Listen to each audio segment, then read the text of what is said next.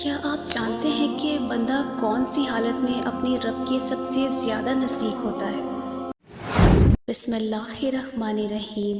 السلام علیکم ورحمۃ اللہ وبرکاتہ۔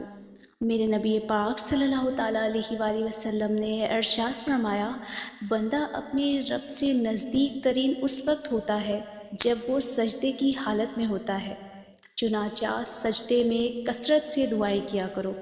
حضرت ابو ہریرہ رضی اللہ تعالیٰ عنہ سے روایت ہے، انہوں نے کہا کہ میرے نبی پاک صلی اللہ تعالیٰ علیہ وآلہ وسلم نے ارشاد فرمایا کہ جب آدمی سجدے کی آیت پڑھ کر سجدہ کرتا ہے تو شیطان روتا ہوا الگ ہو جاتا ہے اور کہتا ہے، ہائے میری بربادی!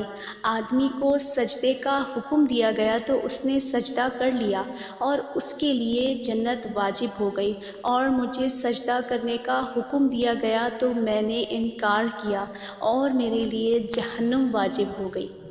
حضرت ابن مسعود رضی اللہ تعالیٰ عنہ سے روایت ہے کہ میں نے نبی پاک صلی اللہ تعالیٰ علیہ وآلہ وسلم سے پوچھا، کون سا عمل اللہ کو زیادہ پسند ہے؟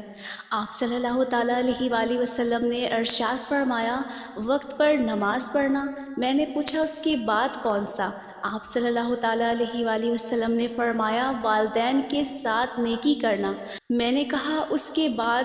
آپ صلی اللہ تعالیٰ علیہ وآلہ وسلم نے فرمایا، اللہ کے راستے میں جہاد کرنا۔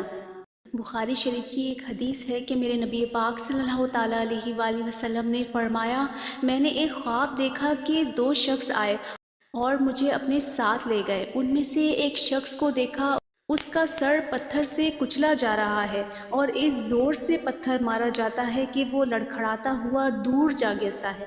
اتنے میں وہ پتھر اٹھایا جاتا ہے اور اس کے ساتھ دوبارہ سے وہی معاملہ پیش آتا ہے۔ اسی طرح کا برتاؤ اس کے ساتھ کیا جا رہا ہے۔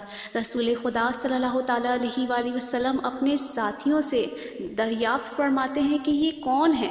تو انہوں نے بتایا کہ اس شخص نے قرآن شریف پڑھا تھا اور اس کو چھوڑ دیا تھا اور فرض نمازیں چھوڑ کر سو جاتا تھا۔ اللہ پاک ہم سب کو نماز پڑھنے کی توفیق عطا فرمائے، آمین۔